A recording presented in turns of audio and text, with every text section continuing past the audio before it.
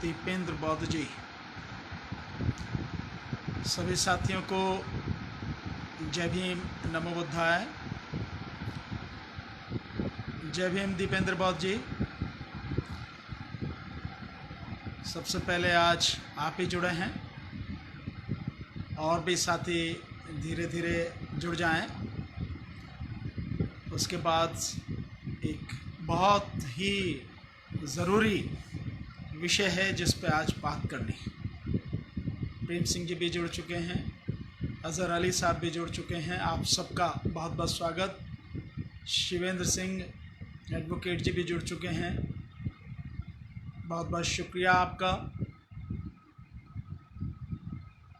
धीरे धीरे और साथी जुड़ रहे हैं क्योंकि विषय बहुत गंभीर है, बहुत ही महत्वपूर्ण है। वासुदेव साहू जी भी जुड़ गए हैं, विकास पासवान जी भी जुड़ गए हैं। आप सबका बहुत बहुत स्वागत। यूसुफ खान जी भी जुड़ गए हैं। जय भीम यूसुफ खान साहब। विकास जी जय भीम सर। अरुण कुमार,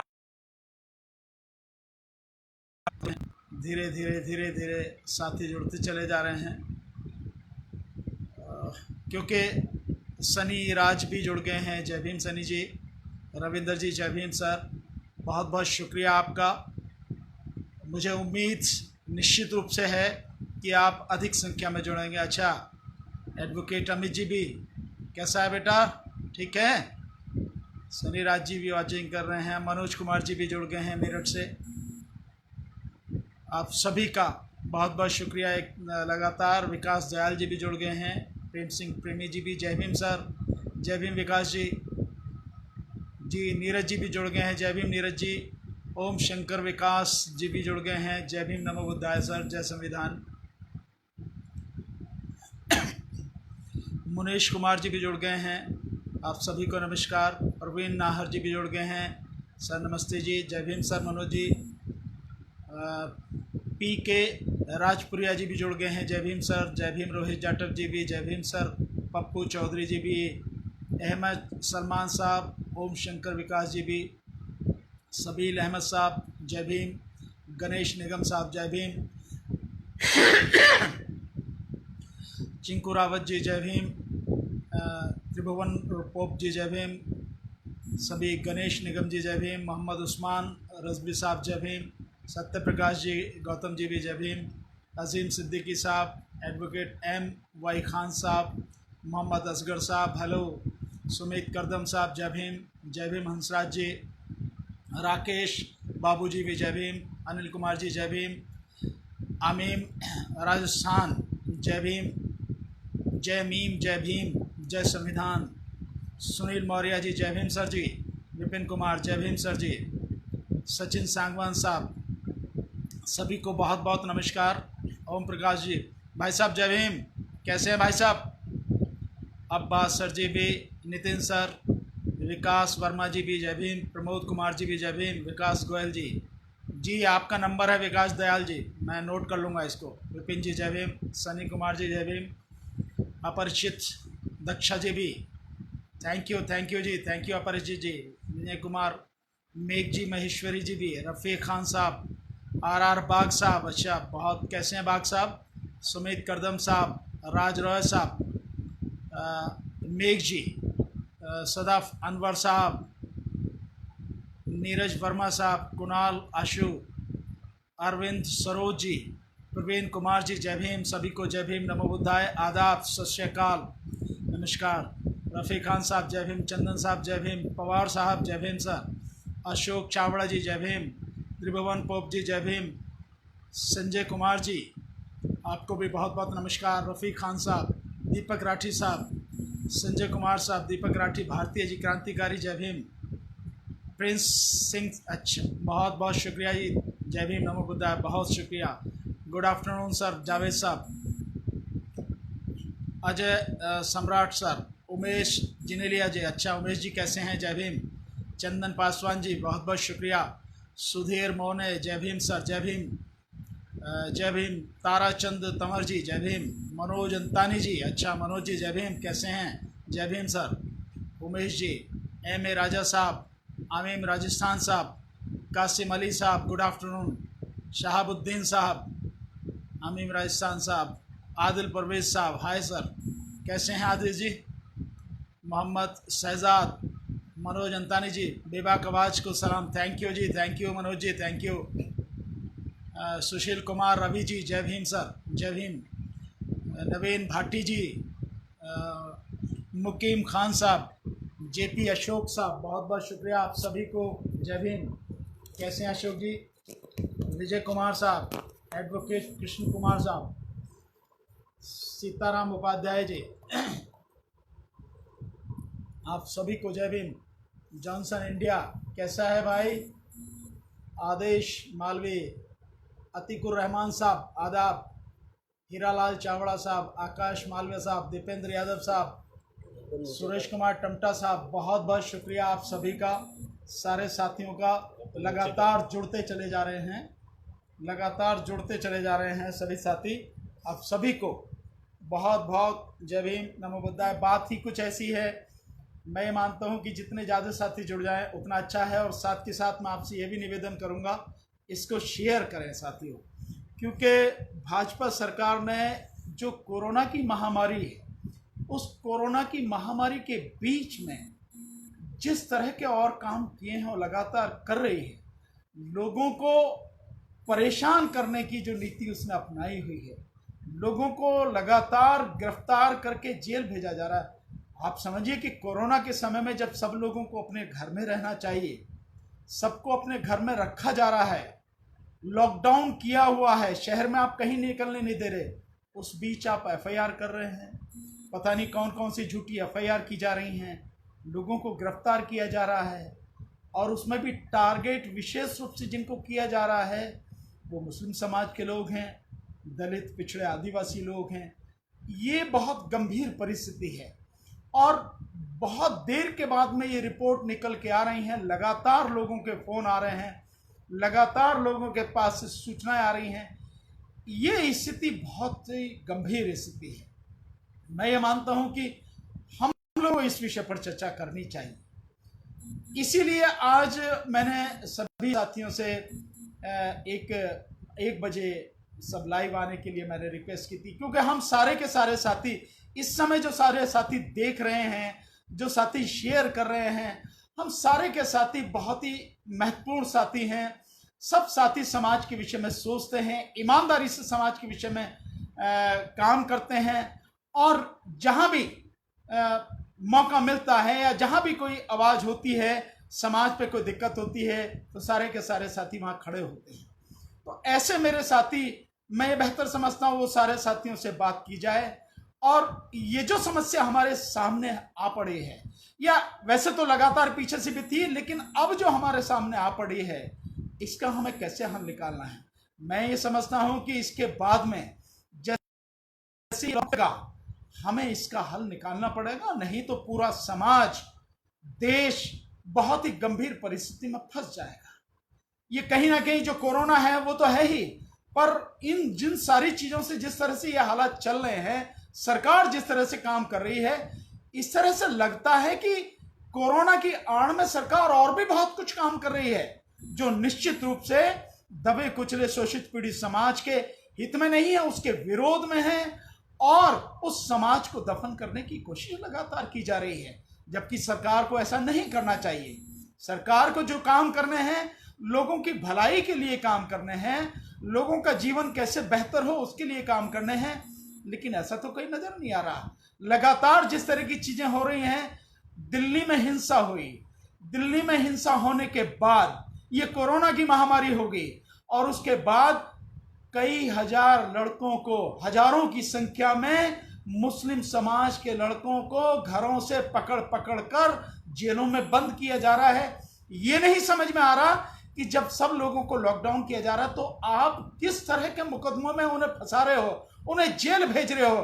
क्या यही लॉकडाउन है? क्या यही प्रधानमंत्री के लॉकडाउन का असली मकसद है? क्या इसीलिए लॉकडाउन किया गया है कि लोगों को फंसा हुआ? और इस सब के साथ साथ केवल इतना ही नहीं, आपने एक और स्थिति देखी होगी, मुझे बहुत दुख के साथ में कहना पड़ रहा है कि भारतीय सर्वोच्च न्यायालय, सुप्रीम कोर्ट ऑफ इंडिया ने एक ऐसा फैसला किया है, ये एक ऐसा काम किया है, मैं समझता हूं इससे ज्यादा शर्म की और कोई बात हो नहीं सकती। आप जानते हैं कि परम पूज्य बोधिसत्व बाबा साहब डॉक्टर अंबेडकर जी के जो पोते हैं प्रकाश अंबेडकर जी के बहनोई आनंद तेल तुमड़े, आपने बहुत लोगों ने नाम सुना होगा, बहुत लोगों ने नहीं भी सुना होगा। आनंद तेल तुमड़े, उनको सुप्रीम कोर्ट ने बेल दी हुई थी, इंटरिम बेल दी हुई थी, लेकिन उसके बाद में उन्होंने आगे बेल बढ़ाने से मना कर दिया। और यह मनाने से कब किया है कि उन्हें 1 हफ्ते का समय दिया गया कि 14 अप्रैल तक आपको हर हालत में सरेंडर करना पड़ेगा, उनको और गौतम नवलखा जी को। तो गौतम नवलखा जी और आनंद तेल तुमड़े साहब ये बड़े क्रांतिकारी सामाजिक समाज सुधारक और बड़े विचारक हैं। और आनंद तेल तुमड़े साहब ने तो लगभग 30 से ज्यादा जो शोध पत्र उन्होंने प्रकाशित किए हैं, किताबें लिखी हैं 30 से ज्यादा। उन्होंने IIM अहमदाबाद से मैनेजमेंट की डिग्री हासिल की, उसके बाद में IIM उसमें खड़गपुर वहाँ उन्होंने पढ़ाया, कानपुर में उन्होंने पढ़ाया। इस समय पूना जो यूनिवर्सिटी है उसमें मैनेजमेंट के प्रोफेसर हैं वो। और इसके अलावा दुनिया के कई देशों में वो कई यूनिवर्सिटीज में गए हैं, वहाँ लेक्चर दिए हैं। केवल भारत में नहीं, दुनिया में उनको जानते हैं। और बाबा साहब के विचारधारा को, बाबा साहब की क्रांतिकारी आंदोलन को दुनिया भर में फैलाने के लिए जो उन्होंने महती काम किया है उसका वाकई में कोई मुकाबला नहीं है। और ऐसे क्रांतिकारी हमारे योद्धा को, ऐसे क्रांतिकारी हमारे समाज सुधारक एक प्रोफेसर को सुप्रीम कोर्ट ने जमानत देने से मना कर दिया, कोरोना के समय में जमानत देने से मना कर दिया, और उनको कहा कि आपको 14 तारीख तक सरेंडर करना पड़ेगा। और सरेंडर उन्होंने किया 14 तारीख को, 14 अप्रैल को, जिस दिन परम पूज्य बोधिसत्व बाबा साहब डॉक्टर भीमराव अंबेडकर जी का जन्मदिन होता है। और आरोप क्या है उन पर?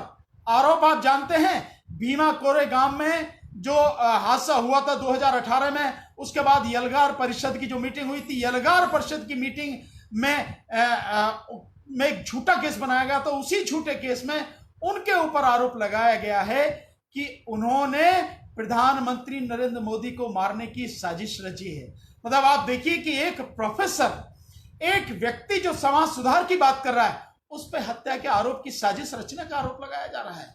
और बिल्कुल झूठा केस, हर कोई जानता है कि झूठा केस है, उस केस में कोई तथ्य नहीं है। पूना की अदालत ने एक बार कह दिया था, इन्वेस्टिगेटिंग एजेंसी से जो SIT बनाई गई थी, कि इनके खिलाफ कोई केस नहीं बनता है, सो आप क्यों जबरदस्ती इन्हें गिरफ्तार करके ले गए? उन्होंने छोड़ दिया। लेकिन उसके बाद में वो केस NIA को जो ट्रांसफर हुआ, NIA की जो वो है अदालत है, उसके सामने उन्होंने 14 तारीख को सरेंडर किया। और धीरे आप स्थिति आप देखें कि इसमें सरकार का षड्यंत्र कितना भयानक है कि इस मामले में जो ये इस समय वर्तमान में महाराष्ट्र सरकार है, उद्धव ठाकरे जी जो मुख्यमंत्री हैं, इन्होंने इस मुकदमे पर एक टीम बना के और इस मुकदमे की एक तरीके से जांच करवा के करने का फैसला किया था। लेकिन उसी रात को ही जब उन्होंने देखा कि इस पे एक टीम बनाई जा रही है और सच सामने लाया जाएगा, और जिस सच में पकड़ा जाएगा कि ये पूरी की पूरी बीजेपी की साजिश है, बीजेपी और RSS की साजिश है इस देश के जो दलित समाज है उसको दबाने की, उसलिए उसके बाद में रात की रात में ही उस मुकदमे को वहां से NIA को ट्रांसफर कर दिया गया। NIA को इन्वेस्टिगेशन दे दी गई, महाराष्ट्र गवर्नमेंट भी देखती रहेगी। तो इन हालात में जब कोरोना की महामारी चल रही है, उस हालत में दलितों को फंसाया जा रहा है, दलितों को सताया जा रहा है, उनके खिलाफ मुकदमे बनाए जा रहे हैं और लगातार दलितों और मुस्लिमों को टारगेट किया जा रहा है। आपको ध्यान है साथियों, 2 अप्रैल का जो हादसा हुआ था, 2 अप्रैल जिसके विषय में 2 अप्रैल 18 में जो हादसा हुआ था, जिसमें हमारे करीब 15-16 जो नौजवान साथी हैं जिनकी हत्या कर दी गई थी। आप भूले नहीं होंगे उस बात को, जो SC/ST एक्ट के विषय में जो आंदोलन हुआ था पूरे देश में जबरदस्त तरीके से, और हजारों लोगों को हमारे ही बच्चे मारे गए, हमारे ही लोगों पर झूठे मुकदमे बनाए गए, हमारे ही लोगों को जेल में ठूसा गया। कुछ लोग आज भी जेल में हैं। ऐसा ही जो सब्बीरपुर में, सहारनपुर में हुआ, सब्बीरपुर के कांड में हमारे ही 58 लोगों के घर जलाए गए और हमारे ही लोगों पर मुकदमे बनाए गए। जो ग्राम प्रधान है, जिस ग्राम प्रधान की कोई भूमिका उसमें नहीं थी, उस ग्राम प्रधान को, क्योंकि वो हैकर ग्राम प्रधान है, उस ग्राम प्रधान को एनएस से लगाया गया। और इसी तरह से और लोगों पर जो है मुकदमे बनाए गए। ठीक इसी तरह से फिर 9 मई 2017 को जो सब्बीरपुर के बाद में जो हालात हुए, उसमें फिर सैकड़ों लोगों के खिलाफ मुकदमे बनाए गए, जेल में भेजा गया। मतलब हम ही को मारा जाता है और हम ही पर मुकदमे बनाए जाते हैं। और ठीक इसी तरह से आपने देखा होगा कि जब रविदास मंदिर को तोड़ा गया, रविदास मंदिर के बाद में जो आंदोलन पूरे देश में हुआ, तो उसमें मुकदमे बनाए। हालांकि फिर सुप्रीम कोर्ट के कहने के बाद वो मुकदमे वापस ले लिए गए। लेकिन इस तरह के कई लगातार हैं जो मुकदमे बनाए जाते हैं। मतलब हम ही को पीटा जाता है, हमारे ही खिलाफ मुकदमे बनाए जाते हैं, हमें ही जेल में ठूंस दिया जाता है। ये स्थिति आखिर हम कब तक बर्दाश्त करते रहें? बाबा साहब की मूर्तियां तोड़ी जाती हैं, बाबा साहब की मूर्ति तोड़ के अपमान किया जाता है और फिर हमारे ही समाज के लोगों को उन पर मुकदमा बनाकर जेल में ठूंस दिया जाता है। सालों साल मुकदमे चलते रहते हैं, मुकदमे भुगतते रहते हैं और धीरे धीरे धीरे धीरे आप देखते हैं कि कितने ही जो नौजवान साथी हैं उनकी जिंदगी उसी में कट जाती है। आखिर हम सब ये कब तक बर्दाश्त करते रहेंगे? एक सीमा है साथियों, एक सीमा होनी चाहिए साथियों। जिस तरह से ये सरकार लगातार इस आड़ में, कोरोना की आड़ में मुस्लिम समाज के और दलित समाज के लोगों को गिरफ्तार कर रही है, जेल में ठूंस रही है, और जिस तरह से मुस्लिम समाज के प्रति ये एजेंडा चलाया जा रहा है, लगातार मुस्लिम समाज को टारगेट करके जो मीडिया है, इनका गोदी मीडिया है, उनके खिलाफ जो है मुकदमे, उनके खिलाफ जो है घृणा फैलाई जा रही है, दंगा कराने की कोशिश की जा रही है, भड़काऊ सारे मैसेज दिए जा रहे हैं, चाहे वो यूट्यूब पे हो, चाहे वो ट्विटर पे हो, चाहे फेसबुक पे हो, लगातार हो। आखिर हम सब ये कब तक बर्दाश्त करेंगे साथियों? मैं मानता हूं कि ये सीमा बर्दाश्त की अब हमारी खत्म हो जानी चाहिए। और अब हम सब जो लोग हैं, जो लगातार सोशल मीडिया पर इतने एक्टिव हैं, मैं समझता हूं सोशल मीडिया के साथ साथ हम लोगों को अब सड़क पर भी आना चाहिए। लॉकडाउन है जब तक, मैं मानता हूं कि लॉकडाउन तो है जब तक हमारी मजबूरी है, हम कुछ नहीं कर सकते हैं। लेकिन मैं आप सबका आह्वान करूंगा साथियों कि लॉकडाउन के बाद हम लोगों को निश्चित रूप से इसके खिलाफ आंदोलन छेड़ना पड़ेगा। नहीं तो ध्यान रखिए, जैसा आनंद तेल तुमड़े साहब को गिरफ्तार किया गया है, बिल्कुल बेगुनाह व्यक्ति हैं जिसको गिरफ्तार किया गया है, और जाते जाते उन्होंने संदेश दिया कि मुझे विश्वास है कि अपनी बारी आने से पहले आप जरूर बोलोगे।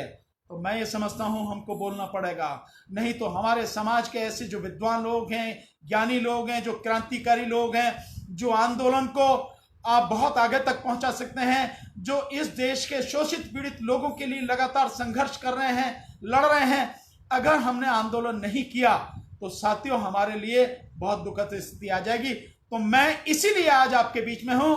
बहुत दिन हो गए, देख चुके हैं, बहुत दिन लगातार हम ये सब देख रहे हैं, लेकिन अब देखना बंद, अब सड़क पर आकर आंदोलन करने का समय आ गया है।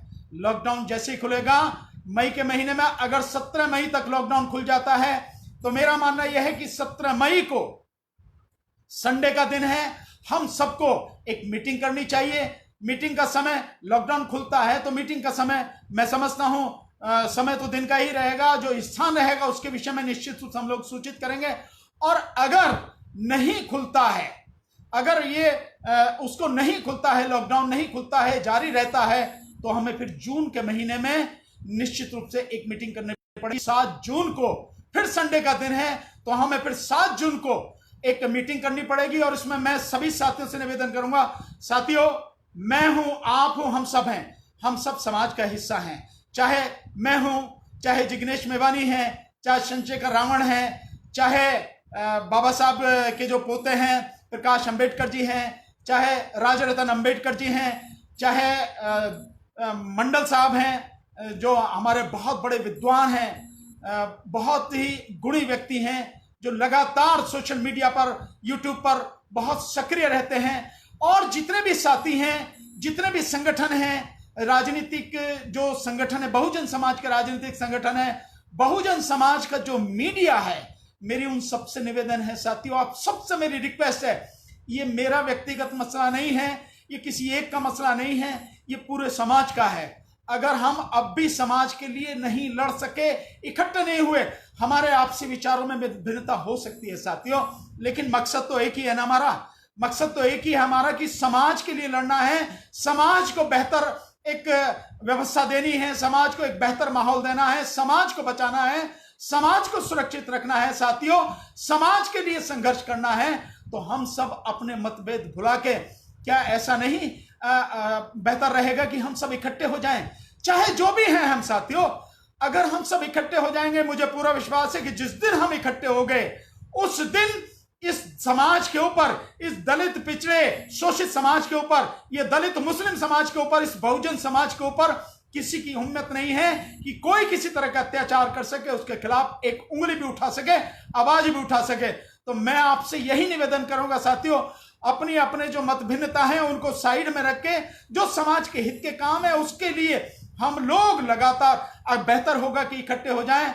हम सबको बड़ा आकलन करना पड़ेगा, तैयारी करनी पड़ेगी, और जैसे ही लॉकडाउन खुलता है हम सबको इकट्ठे होके इस पे गंभीर विचार करना पड़ेगा, और गंभीर विचार करने के बाद एक संघर्ष, एक आंदोलन करना पड़ेगा। और उस आंदोलन में जितने भी मुकदमे लगाए गए हैं, चाहे वो 2 अप्रैल के मुकदमे हो, चाहे सब्बीरपुर वाले कांड में मुकदमे हो, चाहे 9 मई 2017 के मुकदमे हो, चाहे आनंद तेल तुमड़े साहब पर हो, चाहे गौतम नौलखा जी पर हो, चाहे सुधा भारद्वाज जी पर हो, चाहे जितने भी क्रांतिकारी लोग हैं उन पर मुकदमे बनाए गए हो, जो भी जिस तरह के मुकदमे हम पर बनाए गए, झूठे मुकदमे बनाए गए हैं, उन सब को सरकार वापस ले, और वापस लेने के बाद उन सब मुकदमों को खत्म करे, समाज को एक सही रास्ता मिल सके, समाज को सुरक्षा मिल सके, हमें उसके लिए काम करना पड़ेगा।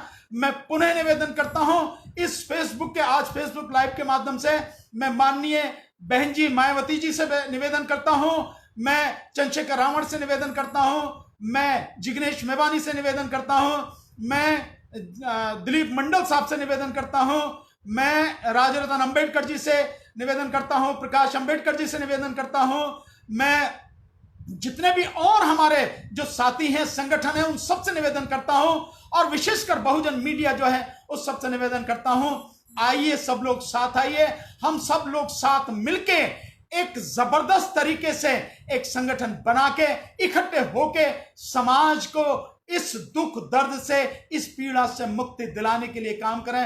अन्यथा हम अपने आप को माफ नहीं कर पाएंगे, समाज हमें माफ नहीं कर पाएगा साथियों। फिर हमारा समाज में लीडर बनना है, या समाज को लीड करने की बात करना, सामाजिक सुधार की बात करना, राजनीतिक सुधार की बात करना, राजनीतिक पार्टियां बनाने का कोई मकसद नहीं है अगर हम समाज को सुरक्षित नहीं रह सकते। हमारे देखते देखते समाज के साथ सब कुछ होता चला जा रहा है और हम बिल्कुल असहाय से बैठे हैं।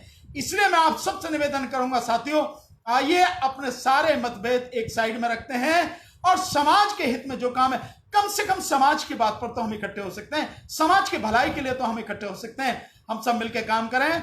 तारीख नोट कर लीजिए, 17 मई दिल्ली में एक मीटिंग रखेंगे, सभी संगठन, सभी पार्टियां, सभी साथी, जो भी बहुत जागरूक साथी हैं, और मैं समझता हूं जितने साथी इस समय जुड़ चुके हैं, ये सारे के सारे साथी बहुत ही सजग और जागरूक साथी हैं। और एक निवेदन साथियों, केवल सोशल मीडिया पर एक्टिव नहीं रहना साथियों, केवल यहीं पर आपको जो है इकट्ठा नहीं होना साथियों, केवल यहीं पे नहीं आना है साथियों, यहीं पे शेयर नहीं करना है साथियों, इसके अलावा भी साथियों सड़क पे आना पड़ेगा, तो आपको बीच में तो आना ही पड़ेगा।